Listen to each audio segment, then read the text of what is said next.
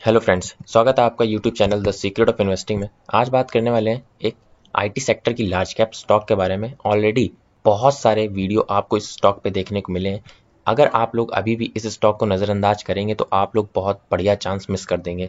Basically जो main motto होता है लार्ज कैप स्टॉक को बताने का, वो यही होता है कि आप लोग ऐसे स्टॉक में इन्वेस्टमेंट करें ताकि आप लोगों का इन्वेस्टमेंट सेफ रहे। क्योंकि जब आप स्टॉक मार्केट में इन्वेस्टमेंट करते हैं, क्योंकि बहुत ही ज़्यादा रिस्क इन्वॉल्व होता है हर स्टॉक से रिलेटेड। लेकिन जब आप किसी लार्ज कैप कंपनी में इन्वेस्टमेंट करते हैं, जैसे कि इस कंपनी का मार्केट कैप देखेंगे तो लगभग लगभग 3 लाख करोड़ के आसपास मार्केट कैप पहुंचने वाला है।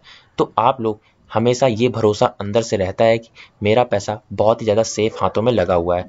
आईटी सेक्टर की कंपनी है एचसीएल टेक्नोलॉजी। आप लोगों को भी देखा है कितने ज़्यादा बजिंग स्टॉक पिछले कई सालों से रहे हैं आईटी स्टॉक, क्योंकि जिस तरीके का इनका काम है ना ही कभी रुका है ना ही कभी रुकने वाला है।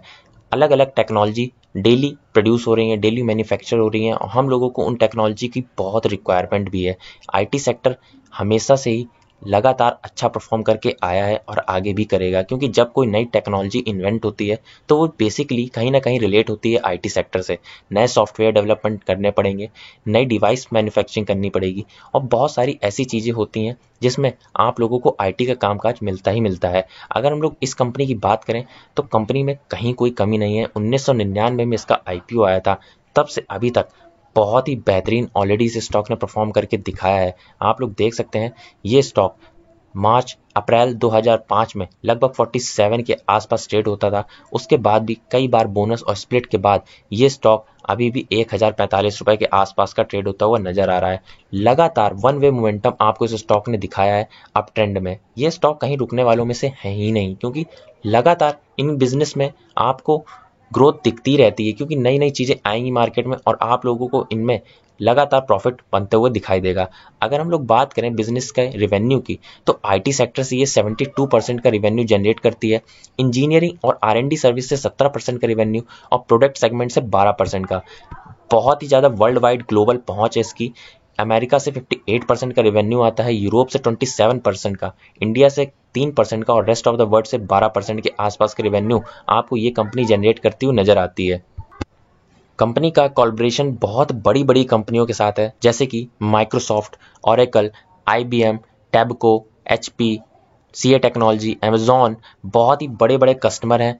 कई सारी चीज़ों को, कई सारी बड़ी कंपनियों को ये अपनी सर्विस प्रोवाइड करती है। तो आने वाले टाइम में इस स्टॉक का परफॉर्मेंस तो आउटस्टैंडिंग रहने ही वाला है। और इस टाइम मतलब कि हम लोग रिसेंटली बात करें कि आने वाले 1-2 साल में किस तरीके का परफॉर्मेंस रहेगा, तो आप लोगों को उसमें भी बहुत ही ज़्यादा हैवी और हाई रिटर्न की उम्मीद दिखाई जा रही है। क्योंकि अगर हम लोग बात करें एचसीएल टेक्नोलॉजी में फोरकास्ट की, तो लगभग 41 एनालिस्ट की राय डली हुई है, जिसमें कि 83% रिकमेंड करते हैं इस स्टॉक को बाय करने के लिए। आप साइड टारगेट देख सकते हैं 1600 के अराउंड नेक्स्ट ईयर तक का दिखाया जा रहा है, जो कि यहाँ से अभी 50-60% अपसाइड मोमेंटम बाकी है इस स्टॉक में।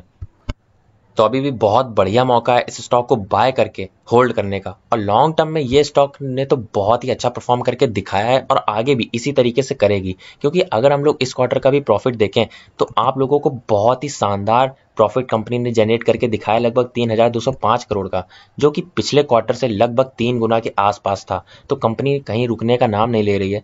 पास्ट ईयर का डाटा अगर हम लोग एनालाइज करें कि जून 2010 के आसपास ये कंपनी किस तरीके से परफॉर्म करती थी, तो आप उसमें भी देखेंगे कि कंपनी का प्रॉफिट 1260 करोड़ के हुआ करता था 2010 में। फिर नेक्स्ट ईयर ये प्रॉफिट बढ़ा और 1600 करोड़ के आसपास का जनरेट किया। अगर हम लोग इस चीज़ को तब समझ जाते तो हम लोग भी बहुत पहले से स्टॉक में इन्वेस्टेड रहते और अभी तक बहुत बढ़िया रिटर्न बना चुके होते।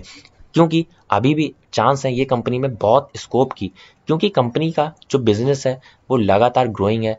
आने वाले टाइम में भी ये कंपनी रुकने वाले में से नहीं है। स्टॉक का सीएजीआर देखें आप लोग एक बार, 10 सालों से 24% के रिटर्न ऑलरेडी ये प्रोवाइड करा के आई है। और लार्ज कैप कंपनी अगर आपको इस तरीके का परफॉर्मेंस दिखाती है तो आप लोगों को किसी भी मिड कैप या स्मॉल कैप में जाने की जरूरत नहीं है, क्योंकि लार्ज कैप कंपनी अगर इस तरीके का परफॉर्मेंस दिखा ही रही है तो आप लोग सेफ हाथों में बहुत ही बढ़िया रिटर्न बना सकते हैं आने वाले 10 या 20 सालों में।